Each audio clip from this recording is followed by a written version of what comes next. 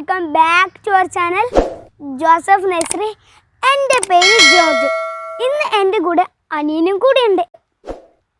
ഞാൻ ലോക്ക്ഡൗൺ കാലത്ത് കുറച്ച് വാഴയും കുറച്ച് ചേനയും നട്ടിട്ടുണ്ടായിരുന്നു. ഇപ്പോൾ ചേന വിളവെടുക്കാൻ സമയമായിട്ടുണ്ട്. അപ്പോൾ നിങ്ങളെയും കൂടെ വിളിച്ചാലോ എന്ന് എനിക്ക് തോന്നി. അപ്പോൾ നമുക്ക് ചേന വിളവെടുത്താലോ ഫ്രണ്ട്സ്? അപ്പോൾ നമുക്ക് ചേന വിളവെടുത്താലോ?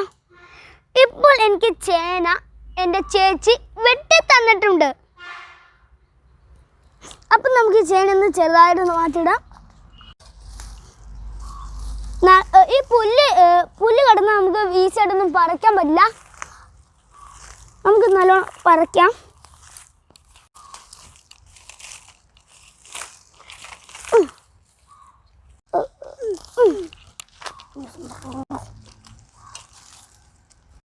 എല്ലാ പുല്ലും മാറ്റിയിട്ടിട്ടുണ്ട്.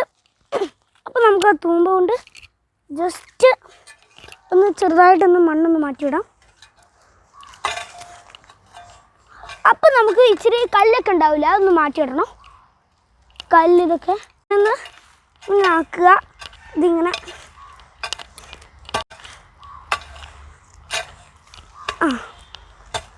നമ്മൾ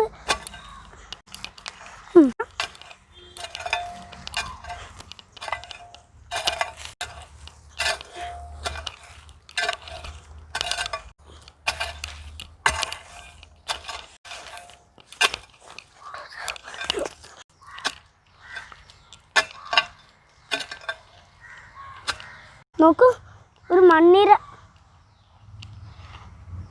അപ്പോൾ നമുക്ക് നല്ലോണം ഞാനിപ്പോൾ മണ്ണിപ്പോൾ മാറ്റിയപ്പോൾ ഒരു മണ്ണീരെ കണ്ടതാട്ടോ. അപ്പോൾ നിങ്ങളൊന്ന് കാണിച്ചെന്നേ ഉള്ളൂ. അപ്പോൾ നമുക്ക് ഇതിൻ്റെ കുറിച്ച് മണ്ണിട്ടാം. സ്ഥലമില്ലേ, അതിൻ്റെ ചൂട്ടേക്ക് നമുക്ക് ഒന്ന് മണ്ണൊന്ന് അതില്ല അവിടേക്ക് ഇച്ചിരി മണ്ണ് നമുക്ക് മാറ്റിടാം. ഫ്രണ്ട്സ്, അപ്പോൾ നമുക്ക് ഇത്ര നമ്മൾ ആക്കി എടുത്തിട്ടുണ്ട്. അപ്പം നമുക്ക് ഇവിടെ ഒന്നും കൂടെ ഒന്ന് ജസ്റ്റ് ഇവിടെ ഒന്ന് മണ്ണിടാം. കുഞ്ഞൊന്ന് മാറേ മാറ്റിയിടാം. ഫ്രണ്ട്സ്, ഇപ്പോൾ നമ്മുടെ ചേനയൊക്കെ കാണാൻ തുടങ്ങിയിട്ടുണ്ട്.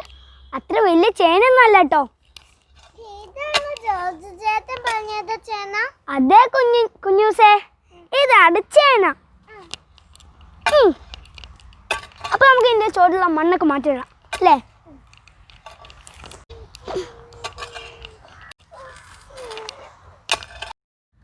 അപ്പം നമുക്ക് ഇവിടെ ഈ ചോട്ടിൽ മണ്ണൊക്കെ മാറ്റിടാം.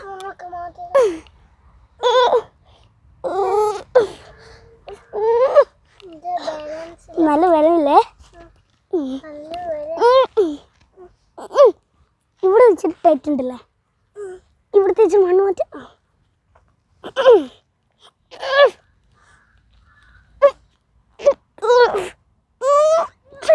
അപ്പം നമുക്ക് വേരിൽ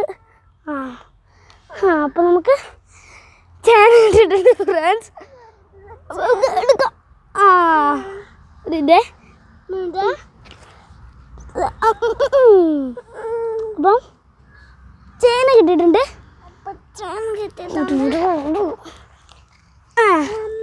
അത്ര വലിയ ചേനയല്ല, അത്ര വലിയ ചേന.